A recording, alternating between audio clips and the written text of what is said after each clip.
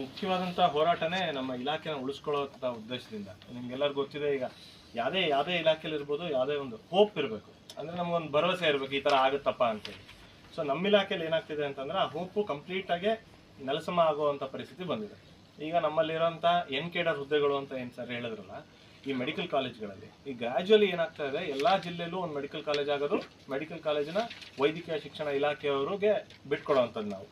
So ನಾವೆಲ್ಲ ಬಿಟ್ಕೊಡ್ತಾ ಬಂದು ನಮ್ಮ ಇಲಾಖೆಯ ಅಂದ್ರೆ ಆರೋಗ್ಯ ಮತ್ತು ಕುಟುಂಬ ಕಲ್ಯಾಣ ಇಲಾಖೆಗೆ ಏನ್ ಪೋಸ್ಟ್ಗಳಿರ್ಬೇಕು ಅವೆಲ್ಲ ವೈದ್ಯಕೀಯ ಶಿಕ್ಷಣ ಇಲಾಖೆಗೆ ಹೋದ್ಮೇಲೆ ನಮಗೆ ಜಾಗನೇ ಇರಲ್ಲ. ಅಂದ್ರೆ ಹಳ್ಳಿಲಿ ಒಂದು ಸೇರ್ಕೊಂಡು ಹಳ್ಳಿಲಿ ಕೆಲಸ ಮಾಡಿ ಮ್ಯಾಕ್ಸಿಮಮ್ ತಾಲೂಕಿಗೆ ಬಂದ್ಬಿಟ್ಟು ಆ ತಾಲೂಕಲ್ಲಿರುವಂತ ಸ್ವಲ್ಪ ಕೆಲಸಗಳಿಗೆ ಎಲ್ಲರೂ ಹೊಡೆದಾಡ್ಕೊಂಡು ಅಲ್ಲೇ ನಾನು ಅಲ್ಲಿ ಬಂದೆ, 2 ವರ್ಷ ಮಾಡಿದೆ, 3 ವರ್ಷ ಮಾಡಿದೆ ಅಂತ ಅಷ್ಟೇ ಹಳ್ಳಿಗೆ ಹೋದೆ ಅಂತ ಬಂದು ಜಿಲ್ಲೆಗೆ ಬಂದು ಕೆಲಸ ಮಾಡೋ ಅವಕಾಶನೇ ಸಂಪೂರ್ಣವಾಗಿ ನಮ್ಗೆ ಹೋಗ್ತಾ ಇದೆ.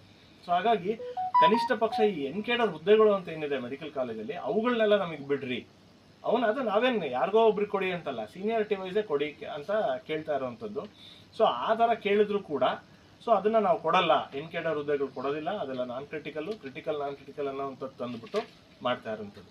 ಸೊ ಈಗ ಅವೈಜ್ಞಾನಿಕ ಕಾಯ್ದೆ ಅನ್ನೋದಕ್ಕೆ ತುಂಬಾ ನಮ್ಮ ಜಿಲ್ಲೆಗೆ ಲಾಸ್ ಆಗಿರೋಂಥದ್ದು ಏನಂತಂದ್ರೆ ಟ್ರಾನ್ಸ್ಫರ್ಸ್ ಮಾಡ್ತಾ ಹೋಗ್ತಾರೆ, ಟ್ರಾನ್ಸ್ಫರ್ಸ್ ಮಾಡ್ತಾ ಕಾನ್ಸಿಕ್ವೆನ್ಷಿಯಲ್ ವೇಕೆನ್ಸೀಸ್ ಅಂತ ಕ್ರಿಯೇಟ್ ಆಗುತ್ತೆ.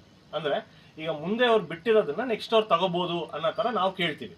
ಸೊ ಅವಾಗ ಅವಕಾಶ ಕೊಡಲ್ಲ. ಸೊ ಆದ್ರಿಂದ ಏನಾಯ್ತು, ನಮ್ಮಲ್ಲಿ ಒಬ್ರು ಶಿವಕುಮಾರ್ ಅಂತ ಹೇಳಿ ಒಬ್ರು OBG ಸ್ಪೆಷಲಿಸ್ಟ್ ಇದ್ರು ಗೈನಕಾಲಜಿ, ಅವ್ರು ಟ್ರಾನ್ಸ್ಫರ್ ಆಗ್ತಾರೆ ಚಳ್ಳಕೆರೆಯಿಂದ. ಕಾನ್ಸಿಕ್ವೆನ್ಷಿಯಲ್ ವೇಕೆನ್ಸಿ ನಮಗೆ ಮೊಳಕಾಲ್ಮೂರಲ್ಲಿ ಹುಟ್ಕೊಳ್ಳುತ್ತದು, ಅಂದ್ರೆ ಮೊಳಕಾಲ್ಮೂರು ಡಾಕ್ಟರ್ ಶಿಫ್ಟ್ ಆಗಿದ್ರೆ ಹುಟ್ಕೊಳ್ಳುತ್ತೆ. ನಾವು ಇಮಿಡಿಯೇಟ್ ಆಗಿ ಕೇಳ್ತೀವಿ ಇದು ನಮಗೆ ಕೊಡಿ ಅಂತೇಳಿ, ಕೊಡೋದಿಲ್ಲ. ಸೊ ಏನಾಗುತ್ತೆ, ಇಲ್ಲ ಅವ್ರು ಬೇರೆ ತಗೊಳ್ಳೇಬೇಕು ಅಂತ ಆಮೇಲೆ ಅವ್ರು ಪಾವಡಲ್ತಾ ಅಂತಾರೆ. ಅದು ಉದಾಹರಣೆಗೆ ಹೇಳ್ತಾ ಇರೋದು. ಅದಾದ್ಮೇಲೆ ನೆಕ್ಸ್ಟ್ ಬರ್ತಾ ನೆಕ್ಸ್ಟ್ ಕಾನ್ಸಿಕ್ವೆನ್ಷಿಯಲಿ ಓಪನ್ ಮಾಡ್ಬಿಡ್ತಾರೆ. ಸೊ ಅವಾಗ ನಾವೇನ್ ಮಾಡ್ತೀವಿ, ಮತ್ತೆ ಅಪೀಲ್ ಆಗ್ತೀವಿ, ಇವರು ಇಲ್ಲಿಗೆ ಬರಬೇಕು, ನಮ್ಮ ಜಿಲ್ಲೆಗೆ ಲಾಸ್ ಆಗಿದೆ, ನಮಗೆ ಕೊಡಿ ಅಂತೇಳಿ. ಅದು ಕೊನೆಗೂ ಆಗದೇ ಇಲ್ಲ. ಸೊ ಈ ತರ 1-2 ಅಲ್ಲ, ಸಾಕಷ್ಟು ಉದಾಹರಣೆಗಳಿದೆ, ಎಲ್ಲಾ ಕೇಡರಿಗೆ ಸಂಬಂಧಪಟ್ಟ ಉದಾಹರಣೆಗಳಿದೆ. ಸೊ ಈ ತರ ಇವಾಗ CGHS ಸ್ಕೇಲ್ ಇವಾಗ ಸೆಂಟ್ರಲ್ಲು ಮತ್ತೆ ನಮ್ಮ ಸ್ಟೇಟ್ದು ಏನು ವೇತನ ತಾರತಮ್ಯ ಇದೆ ಅಂತ ವೇತನ ಕಡಿಮೆ ಇರುವಂಥದ್ದು ತಮ್ಮೆಲ್ಲರಿಗೂ ಗೊತ್ತೇ ಇರುವಂಥದ್ದು.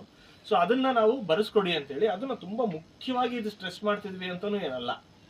ಸೊ ನಾವಿವಾಗ ಕೇಳ್ತಾ ಇದೀವಿ, ಕೊಡುವಂಥದ್ದು ನಿಮ್ಮ ಜವಾಬ್ದಾರಿ. ಬಟ್ ನಾವು ಮುಖ್ಯವಾಗಿ ಸ್ಟ್ರೆಸ್ ಮಾಡಿ ಕೇಳ್ತಾ ಇರ್ತಕ್ಕಂಥದ್ದೇ ಈ ಮೇಲಿನ ಎಲ್ಲ ನಮ್ಮ ಡಿಮ್ಯಾಂಡ್ಸ್ಗಳನ್ನ. ಅದರಲ್ಲಿ ನಾವು ಸರ್ ಹೇಳಿದ ತರನು ನಾವು ಫಸ್ಟ್ ಡಿಮ್ಯಾಂಡೇ ನಮ್ದು ಇಟ್ಟಿರೋದು ಮೆಡಿಸಿನ್ ಕೊಟ್ಬಿಡ್ರಿ ಅಂತೇಳಿ. ಅದೇ ನಮ್ಮ ಯಾರಿಗೂ ಅಲ್ಲ, ನಮ್ಮ ಯಾರೇ ನೌಕರರಲ್ಲಿ ನಾವು ನಮಗೋಸ್ಕರ ಏನು ಕೇಳ್ತಾನೆ ಇಲ್ಲ. ಸೊ ಏನು ಸಮರ್ಪಕವಾಗಿ ಪೂರೈಸ್ಕೊಳ್ಳಿ ಅಂತೇಳಿ. ಅದಾದ್ಮೇಲೆ ಮುಂದೆ ಇದ್ರ ಮುಂದಿನ ಹಂತದಲ್ಲಿ ಏನಾಗ್ತದೆ ಅಂತಂದ್ರೆ, ದುಡ್ಡು ರಿಲೀಸ್ ಮಾಡ್ತೀವಿ ನೀವೇ ತಗೊಳ್ಳಿ ಅಂತೇಳಿ. ನಾವೇ ತಗೊಳ್ಳೋದಕ್ಕೆ ಏನೇನೆಲ್ಲ ಸಮಸ್ಯೆ ಆಗುತ್ತೆ ಅನ್ನೋ ತರ ನಾವು ಸ್ಟೇಟಿಗೆ ಹೇಳಿ ಬಂದ್ವಿ. ಅದು ಏನೇನಾಗುತ್ತೆ, ಈಗ ಟೆಂಡರ್ ಮಾಡ್ತೀವಿ, ಟೆಂಡರ್ ಅಲ್ಲಿ ತುಂಬಾ ಕಡಿಮೆಗೆ ಕೋಟ್ ಮಾಡ್ಬಿಡ್ತಾರೆ ಒಬ್ರು. ಕೋಟ್ ಮಾಡಿದಾಗ ಅವ್ರಿಗೆ ನಾವು ಟೆಂಡರ್ ಕೊಡ್ತೀವಿ, ಆದ್ರೆ ಅವ್ರು ಪೂರೈಕೆ ಮಾಡೋಕ್ಕಾಗಲ್ಲ. ಯಾಕಂದ್ರೆ ಆತಂಗೆ ಆ ಕೆಪಾಸಿಟಿನೇ ಇರಲ್ಲ, ಬಟ್ ಟೆಂಡರ್ ಅಲ್ಲಿ ಆಯ್ಕೆ ಆಗ್ಬಿಟ್ಟಿರ್ತಾರೆ. ಸೊ ಅದಕ್ಕೆ ಏನ್ ಮಾಡ್ತಾರೆ, ನಮ್ಗೆ ಸುಮ್ಮನೆ ಸತಾಯಿಸ್ತಾ ಇರ್ತಾರೆ, ಕೊಡೋದಿಲ್ಲ. ಅವಾಗ ನಾವೇನ್ ಮಾಡ್ಬೇಕು, ಮತ್ತೆ ಅದನ್ನ ಬ್ಲಾಕ್ ಲಿಸ್ಟ್ ಮಾಡೋಕೆ ಅಂತ ಓಡಾಡ್ಬೇಕು. ಬ್ಲಾಕ್ ಲಿಸ್ಟ್ ಮಾಡೋದಕ್ಕಂತ ಓಡಾಡಿ ಅಷ್ಟೊಳಗೆ ಅಲ್ಲಿ ತನಕ ಜನರ ಕತೆ ಏನು. ಸೊ ಈ ನಿಟ್ಟಿನಲ್ಲಿ ನಾವು ಇದನ್ನೆಲ್ಲ ನಮ್ಮ ಪ್ರಧಾನ ಕಾರ್ಯದರ್ಶಿಗಳಿಗೂ ಕೂಡ ಮನವರಿಕೆ ಮಾಡಿಕೊಟ್ಟು ಸುಮಾರು ಮೀಟಿಂಗ್ಗಳಾದ್ವು. ಸೊ ಎಲ್ಲಾ ಮೀಟಿಂಗ್ಗಳಲ್ಲಿ ಒಂದೇ ಉತ್ತರ ಏನಂತಂದ್ರೆ, ಮಾಡ್ತೀವಿ ಆಗೋಗುತ್ತೆ ಇನ್ನೇನು ಅಂತ ಹೇಳಿ ಈ ಡೈರೆಕ್ಷನ್ಸ್ ಅಲ್ಲಿ ನಮಗೆ ಸಮಸ್ಯೆ ಆಗ್ತಿರ್ತಕ್ಕಂಥದ್ದು.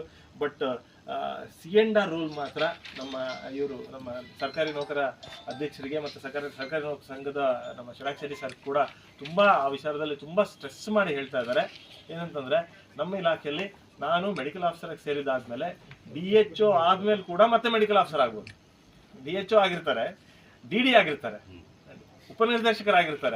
ಉಪನಿರ್ದೇಶಕರಾದ್ಮೇಲೆ ಆಮೇಲೆ ಅವರು ಒಂದು PHC ಹೋಗಿ ಮತ್ತೆ ವೈದ್ಯಾಧಿಕಾರಿಯಾಗಿ ಕೆಲಸ ಮಾಡುವಂತ ಪ್ರಮಾಣ ಇದೆ. ನಮ್ಮಲ್ಲಿ ಸಾಕಷ್ಟು ಜನ THOs ಈಗ ಮೆಡಿಕಲ್ ಆಫೀಸರ್ ಆಗಿ ಅಥವಾ CMO ಆಗಿ ಹೋಗ್ಲೇಬೇಕು, ಬೇರೆ ಅನಿವಾರ್ಯವಾಗಿ ನಾವು ಹೋಗ್ಲೇಬೇಕು ಅನ್ನೋ ಪರಿಸ್ಥಿತಿ ಕ್ರಿಯೇಟ್ ಆಗ್ಬಿಟ್ಟಿದೆ.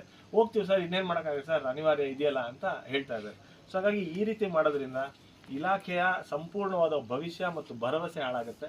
ಇಲಾಖೆ ಭರವಸೆ ಹಾಳಾದ್ರೆ ನಮ್ಗೆ ಹೋಪೇ ಇಲ್ಲ ಅಂತ ನಾನು ಇಲಾಖೆಗೆ ಹಾಕ್ಬರ್ತೀನಿ. ನಾಳೆ ದಿನ ಏನಾಗುತ್ತೆ, ನಮ್ಮ ಇಲಾಖೆಗೆ ಬಂದು ಕೆಲಸ ಮಾಡುವಂತ ಡಾಕ್ಟರ್ಸ್ ಇರ್ಬೋದು ಅಥವಾ ಸ್ಟಾಫ್ ನರ್ಸಿಂಗ್ ಆಫೀಸರ್ಸ್ ಯಾರೇ ಇರ್ಬೋದು, ಅವ್ರ ಒಂದು ಸಿಗ್ನಿಫಿಕೆಂಟ್ ಆಗಿ ಕಡಿಮೆ ಆಗ್ತಾರೆ ಅನ್ನೋಂಥದ್ದು ನಮ್ಮ ಕಳಕಳಿ.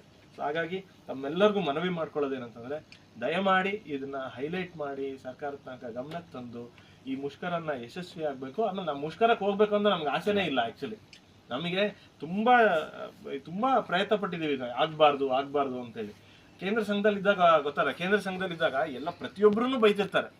ಈಗ ನಾನು ಕೇಂದ್ರ ಸಂಘದಲ್ಲೇ ಆರ್ಗನೈಸಿಂಗ್ ಸೆಕ್ರೆಟರಿ, ಬೆಂಗಳೂರು ಮತ್ತು ಮೈಸೂರು ಡಿವಿಷನ್ ಸೌತ್ ಪೂರ್ತಿ. ಎಲ್ಲರೂ ಬೈತಾರೆ, ಏನು ಮಾಡ್ತಿಲ್ಲ ನೀವು, ಏನು ಮಾಡ್ತಿಲ್ಲ, ಏನಾದರೂ ಕೇಳ್ರಿ ನಮಗೆ ಅಂತ ಹೇಳಿ. ಅಂದ್ರೆ ನಮ್ಮ OPD ಸೇವೆಲ್ಲ ಎಮರ್ಜೆನ್ಸಿ ನಾವು ಮಾಡ್ತೀವಿ.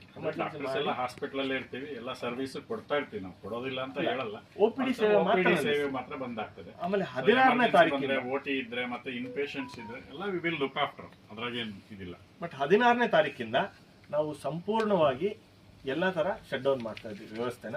ಸೊ ಇದಕ್ಕೆ ನಮಗೆ ಸರ್ಕಾರಿ ನೌಕರರ ಸಂಘ, ಆಮೇಲೆ IMA ಮತ್ತೆ ಮೆಡಿಕಲ್ ಎಜುಕೇಶನ್ ಡಾಕ್ಟರ್ಸ್ ಸಂಘ, ಈ ಎಲ್ಲ ಸಂಘಗಳು ನಮ್ಮ ಜೊತೆಗೆ ನಿಂತಿವೆ.